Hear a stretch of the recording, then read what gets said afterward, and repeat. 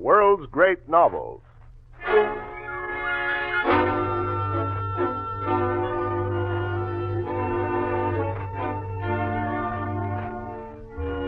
We present the second of a four-part adaptation of one of America's literary landmarks, The Rise of Silas Lapham by William Dean Howells.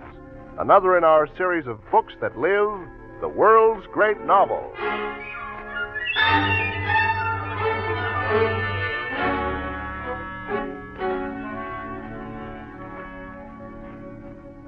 The year is 1875. The place is Boston. The newly rich paint manufacturer Silas Lapham, stirred perhaps by the fact that his wife Persis and his daughters Penelope and Irene have met the aristocratic Corey family, is building a mansion in the fashionable Back Bay district. Much to Mr. Lapham's pleasure and surprise, young Tom Corey has come to his office and asked to be taken into the paint business. Silas has invited him to the Lapham summer home at Nantasket, where they proceed to discuss the paint business alone immediately after dinner, while the rest of the family wonders about the meaning of young Corey's unexpected visit. At last, the two young men rejoin the others in the parlor of the summer cottage. Well, that's enough business for one day. Make yourself at home, Mr. Corey. Thank you, sir. I hope my sudden visit isn't upsetting your household. Oh, no, Mr. Corey. It's nice to have company. Isn't it, Pen? Why, yes. Usually we listen to Father tell every detail about the new house. I only hope you'll be comfortable, Mr. Corey. You're more than welcome, I'm sure. After all, it was me that insisted you come along. Why don't you girls get your bonnets and go show Mr. Corey the view from the rocks? Oh, it is a lovely night. Would you like to walk, Mr. Corey? Yes, I'd enjoy it very much. You'll come, won't you, Miss Penelope? Why, yes, just as soon as I mark my place. Oh, I see you're reading Middlemarch. Do you like George Eliot? Not particularly, but I've heard so much about this book. Oh, come on, Pen, hurry. All right, dear, we're coming. Just a second. Be careful, Mr. Corey. Watch the Yes, it's so dark out there. Now, Silas Lapham, I want to know just what young Corey's doing here. Bert, they'll hear you. Well, I want to hear you explain. You said you insisted that he come. Yeah, he didn't have to if he didn't want to. Where did you meet him? How did it happen? He came to my office. To your office? I don't believe it. He said he wanted to go into the mineral paint business. Silas Lapham, this is no joke to me. Of course, I remembered how you said that a young gentleman like Corey wouldn't touch the paint business with a 10-foot pole, so I suggested we take time to talk it over. Now, why would he get interested in the paint business? Well, I judge he's tried a good many things since he left college without finding the right one. Now he's got an idea for pushing the paint in Mexico and South America. I like the notion. And besides, he believes in the paint. I guess he believes in something besides the paint, too. Now, what do you mean by that, Bert?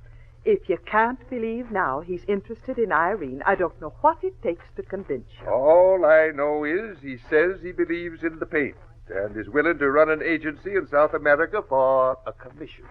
When is he going to leave? Well, he'll be working in the office for a while. He's got to learn the business first. I see. Are you going to take him into board with the family? What are you aiming at, Bert? Oh, nothing. At any rate, I presume he'll feel free to visit us. Yes, I presume he will. I want for him to feel free. And if he don't choose to visit with the family, will you still think he's the right person to manage the paint in South America? Now, I said I'm not taking him in on that basis. It's business with me. You can pretend to yourself, Silas, but not with me, for I know you. Now, I can't say there's any harm in hoping he'll take a fancy to Irene. But if he wants to see her, he can do it without your help. Who cares if he sees Irene? Perhaps I do. And I'm not going to have it said that we're running after him, or that I put my girls at anybody. Well, now, you must just remember it was you that met the Coreys. I didn't. And he came to my office to see me. I didn't send for him. But it's natural enough, I guess. I made near $1 million and every cent earned. I ain't ashamed of my business nor my family. They're good enough for anyone. Of course they are, Silas. It's because I'm proud of you that I don't want for us to play up to anybody. I'm not playing up, but I'll ask him down here if I choose.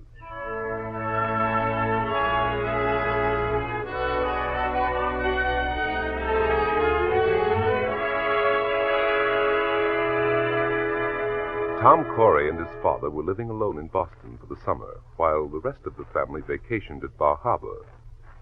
But on the day after Tom's visit with the Laphams, Bromfield Corey received an unexpected visit from his wife. Well, this is a pleasant surprise, my dear. How are things at Bar Harbor? Quite well, Bromfield. But I'm more concerned about matters here in Boston. Oh? There was something in your letter about Tom and those mineral paint people. Careful, my dear. Tom set off yesterday to offer his services to Mr. Lapham. For all I know, he is one of those mineral paint people. But Bromfield, as his father, there must have been something you could do. Surely he could go into something else. He's simply throwing himself away. Oh, I'm not so sure of that. Tom's a nice chap and not brilliant, hardly suited for the arts or the professions. I doubt if he's fitted for anything except business. And if it's business, why not mineral paint? Oh, it isn't the paint alone. It's just Well, I wish Tom had married someone before this. Someone with money? Well, there's the paint princess. She'll have plenty. Perhaps that's what I'm thinking of. I suppose I could get on with the paint. But not with the princess. Oh. I've never met her. But you said she was a very pretty, well-behaved girl. She is pretty and well-behaved. But that's hardly enough. Now, my dear, it's absurd to pretend a great deal of feeling when we aren't going to interfere. The chief consolation American parents have, after all, is knowing that there's nothing we can do. But people do interfere with their children's marriages very often. No. They meddle for duty's sake, not enough to change anything. Now, my idea would be to cut Tom off without a penny. That would be simple and economical. But you would never consent to it. And Tom wouldn't care. Oh, I haven't really anything against the girl. But she has had a certain kind of bringing up. I should prefer Tom to marry someone with another sort of bringing up. I think I must have a talk with him at once. After I spoke to Colonel Lapham about a position, we went to his home to finish up the matter. To his home? Yes, his summer home at Nantasket. At Nantasket? Oh, yes. And what sort of people do they seem to be at home? What sort? I can't say that I noticed. But they live very well, and the house seems to have everything in it that money can buy. Although I can't say the result is very effective. Yes. There's a point where taste has to begin. Tom, tell me, why do you think Colonel Lapham has taken you into his business so readily? I've always heard it wasn't so easy for young men to get their start. Well, I wouldn't say I found it easy. I spent a good many hours convincing him. And you don't suppose it was any sort of personal consideration? Well, I rather hope he does like me. Oh, of course. But you wouldn't like for this position to be a favor, would you? Mother, he's hardly a man to grant a favor against his own interest. I don't think I need worry about that. But I am going to make myself indispensable to him if I can. Perhaps I don't understand a man of that sort. And I don't suppose your father does either. Oh, that reminds me. Just as soon as I'm settled, I must ask Father to meet Colonel Lapham. I suppose I should have called on you earlier, Colonel Lapham. I believe my father would have expected it of a man in my position at once. That's of no matter, Mr. Corey, but I am glad you called. I wouldn't want him to know I said this, but that son of yours is going to make a go of it, all right. Oh? Unless I miss my guess, he's a natural-born businessman. Well, that's very kind of you to say. I'm afraid he doesn't get it directly from me, but it is in the blood on both sides. Well, sir, we can't help those things. Some of us have got it and some of us haven't. The idea is to make the most of what you got. Oh, yes, that's the idea, all right, by all means. And you can't ever tell what's in you until you try. Why, when I started this thing, I didn't half understand my own strength. But I developed as I went along till I became what I am today. And I can see it'll be that way with your son. He'll develop. He's going through college and all like that won't hurt him. He'll slough that off all right. Your confidence is very reassuring. I was afraid his background might prove a handicap. Oh, no. Well, I know you're a busy man, so thank you again, sir. And I really must be going.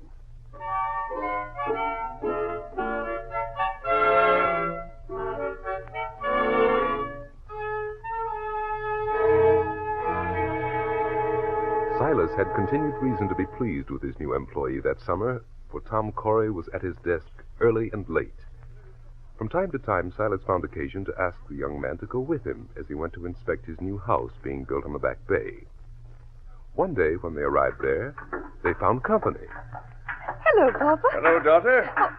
Why, Mr. Corey, what are you doing here? Good afternoon, Miss Irene. I came out to look at the house with your father. And I might ask you the same question. Oh, I came to town with Mother. I declare, I forgot this is the day you girls and Mrs. Lapham were coming to town. Where is everybody? Oh, Penelope decided to stay at the cottage. Mother's talking with a carpenter somewhere, I think. I was just sitting here looking at the boats on the bay. Well, I'll go find your mother. Make yourself at home, Mr. Corey. Such as it is. Oh, thank you, sir. I hope there's nothing wrong with Miss Penelope. I mean, she is well, isn't she? Oh, yes. She seems to like to be alone sometimes. She sits on those rocks by the beach and reads or looks at the water. Probably what she's doing now. It is a beautiful place you have at Nantasket. Yes, it is nice. Seems lonesome to me. Nothing to do. Oh? You know, sometimes I wish this house would never be finished. I like seeing it built so much. Don't you just love the smell of the new wood and the mortar? It's so fresh and clean. Yes, it is pleasant.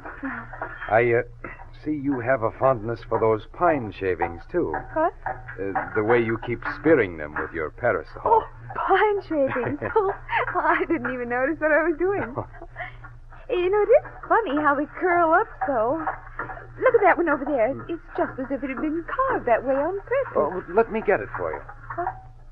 Why, it's like a flower. Ah, such fragrance. May I offer it to you, Miss Irene? Oh, well, thank you. Thank you. It's simply gorgeous, Mr. Corey.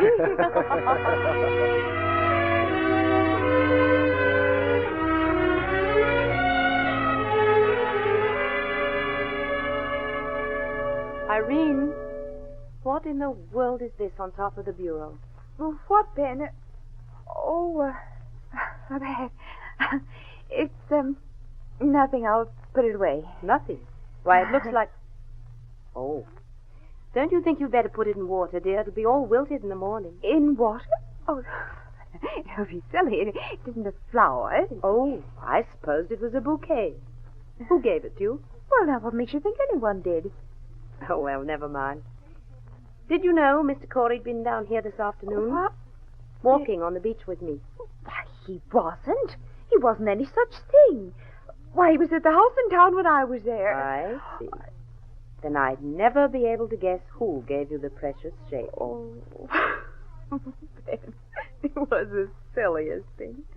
I'll tell you how it happened. It was so... But he just came over and sat down on a trestle beside Why, me. you shameless girl. And you allowed him Well, to? it was at a proper distance.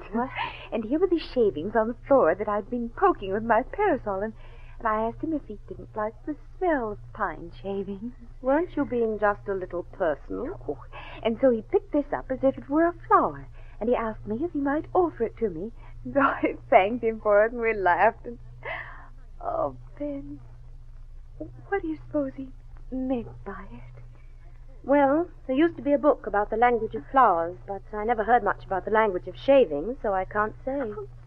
Don't, Ben. Irene, please, dear, you mustn't. I didn't mean to tease. You know it didn't mean anything. It doesn't care a bit about me. Oh, Ben, what'll I do? Do? Why, you needn't do anything, child. As pretty as you are, just look in the mirror. See? You sweet Ben. You're the nicest sister anybody ever had. You're just as pretty as I am, only you're dark and I'm fair. Now, don't be foolish, child. You have a lovely pine shaving all your own. No one's offered me so much as a splinter.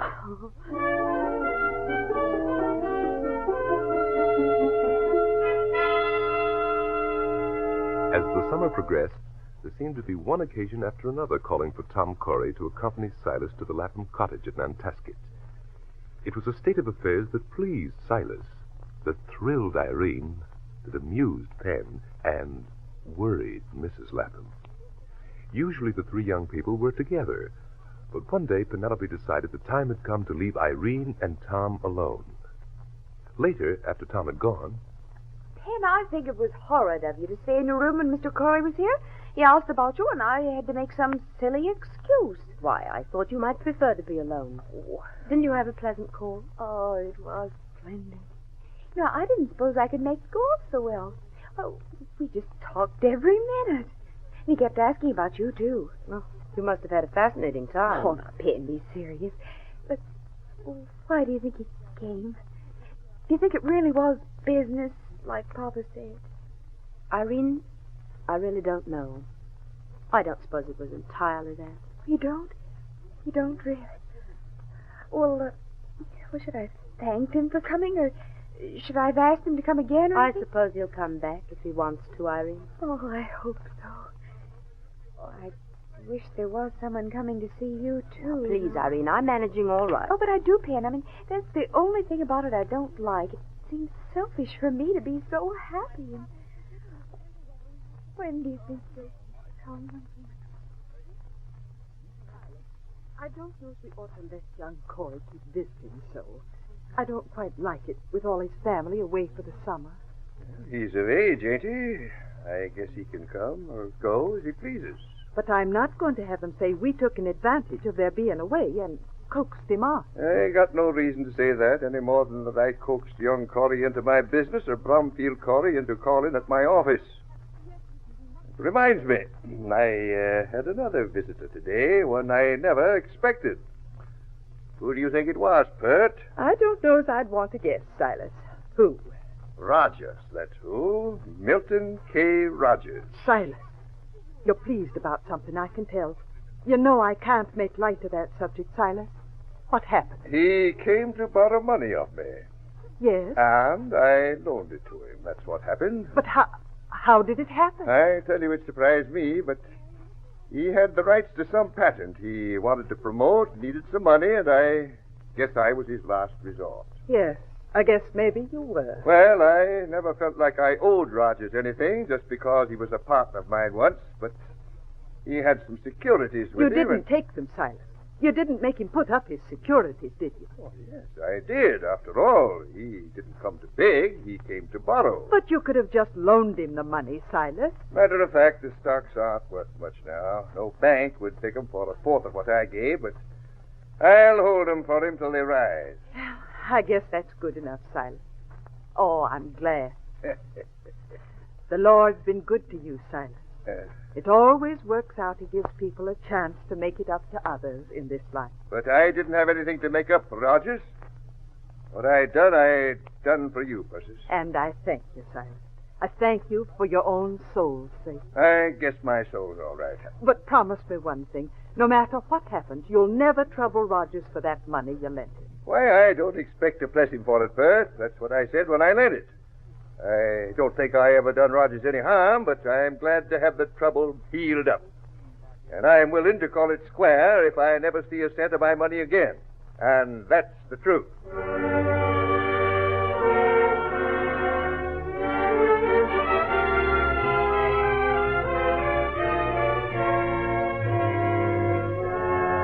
The New England summer passed, and the Laphams and the Corries returned to Boston. It was soon after this return that Mrs. Corrie grimly went to call on the rather frightened Laphams. She found only Persis and Penelope at home.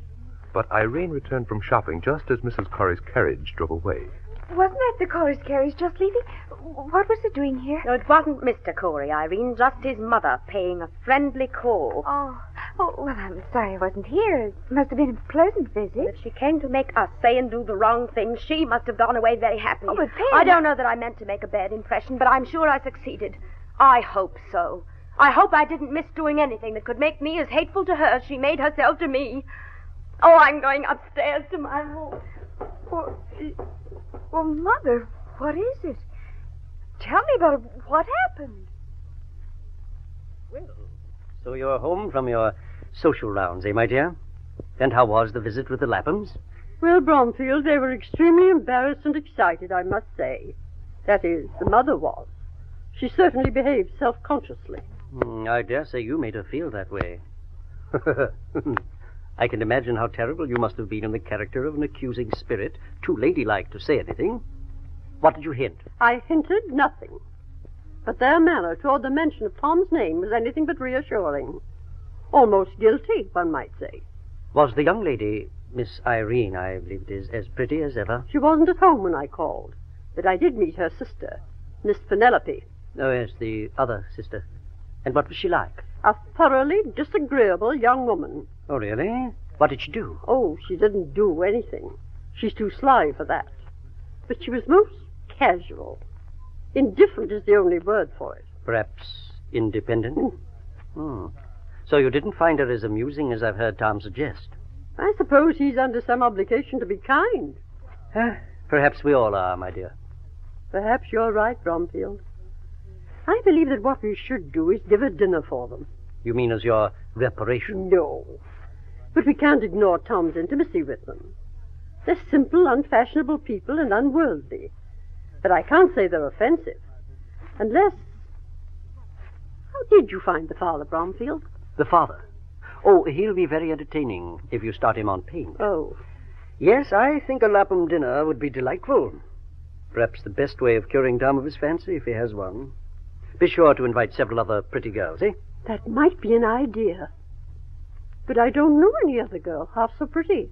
Well, then, better bred. But I've never said she isn't ladylike. More cultivated, then. More cultured, intellectual. But Tom doesn't get on with such people. Well, in the light of this, you'd be giving the party to bring them together. Certainly not. Yet I do feel we must do something. If we don't, it all has a clandestine appearance. Well, I can see you're planning it already. But it just now occurs to me, what will Tom think of all this? You'd better talk with him about it. What are you doing it for, Mother? Why, Tom, I was certain you'd like the idea. After all, they've been kind to us. I've asked them to contribute to my charity, and now there's your business connection. Yes, I see. But do you think it amounts to a dinner? Oh, it'll be a simple affair. Hardly any outsiders. I suppose it's all right. I presume what you have in mind is to give them pleasure. Why, of course. Don't you think they'd like to come? Well, they'd like to, I'm sure. But whether it would be a pleasure after they were here is another thing. I think they'd enjoy being asked to meet our own family and no one else. But it's too late now, Tom. I've sent my note to Mrs. Lapham. Now, don't fret. A dinner of this sort has no importance at all. I'm quite sure it will be all right. Don't you worry, Pert. You just go to the best store and get the best dinner dresses they got. You don't have to worry about how much they cost. Oh, it ain't the dresses so much, Silas. But I don't know what we're going to talk about with those people when we get there. We haven't got anything in common with them. Oh, I don't mean they're any better. But we're different. Yeah. And we're too old to learn to be like them. Well, maybe so, but the children ain't too old. No, the children ain't. And that's the only thing that reconciles me to it. You seen how pleased Irene was when we got the invitation? Yes, I don't believe I've ever seen her so pleased. I guess Penelope will think better of staying home when it's time to go. Oh, I do hope so. I can't understand why she refused to go. And I got enough on my mind without worrying about that. Well, now, don't you fret. That dinner will pass off just as easy and natural as you please.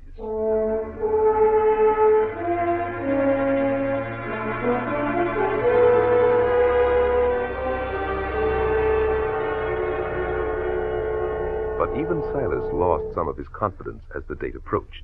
In sudden panic, he bought a new dress suit, then worried about the color of his waistcoat, whether or not he should wear gloves.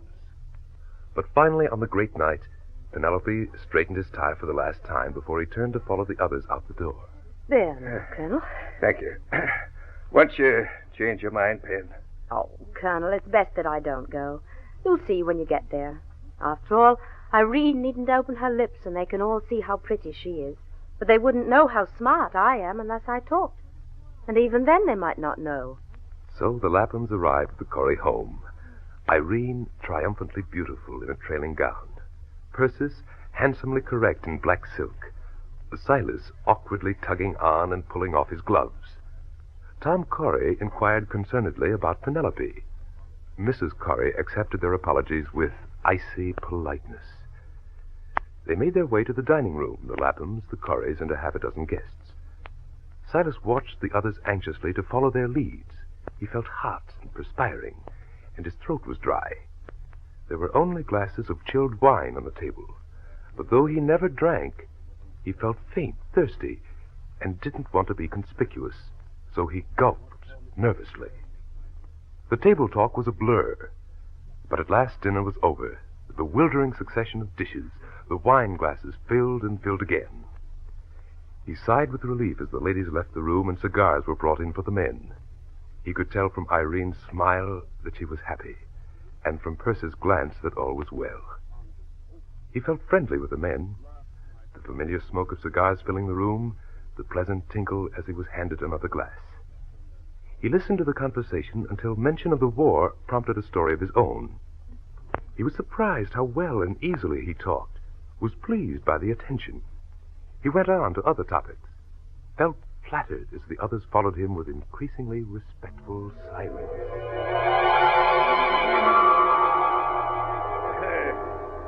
Mighty beautiful place you have here, Mr. Corey. Very attractive picture there. Your daughter, I presume? Why, no, that's a portrait of my mother. It's a Stuart Newton. He did a good many portraits at that period. Very lifelike, very lifelike. It looks like it might have been painted only yesterday. The other portraits are my wife's family, mostly Copleys. They look first-rate, too. Nothing like good painting, I always say. Of course, I don't set myself up as a judge of pictures, but I do know what I like. Well, sir, time was when I'd have never dreamed of having a house on the Back Bay, but I aimed to make it the finest of them all. I'm sure it will be very attractive. And speaking of... Why, when I came to Boston 10 years ago, I had less than nothing. I was in debt from buying out my partner. Hey, you wouldn't hardly believe a man could make $1 million in that time, would you? It is remarkable. The way I look at it, anybody could do what I'd done if he had the business ability and was willing to work at it. Why, Bromfield, I wouldn't be surprised to see your boy get ahead much the same way. Oh, really? Why, might even take over the business someday. Just hope he don't crowd me out, that's all. Now, I want you gentlemen to stop in at my office any time at all. Any time. I'm a busy man, but I can always find time for my friends. Any time there's anything I can do for you, anything at all, just let me know. Don't you forget that now. I'll be expecting to see every one of you. After all, what's life for if a man don't have time for his friends? That's what I always say.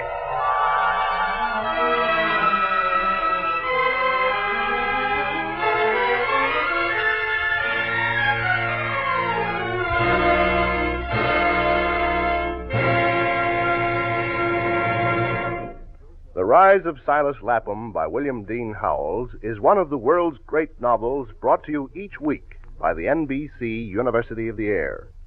Listen next week to the third episode of The Rise of Silas Lapham. And don't forget that your local public library can be a source of great entertainment and instruction. To add to your enjoyment of this series, we recommend the Handbook of the World's Great Novels, which you may obtain by sending 25 cents to World's Great Novels, Post Office Box 30, Station J, New York 27, New York. That's Post Office Box 30, Station J, New York 27.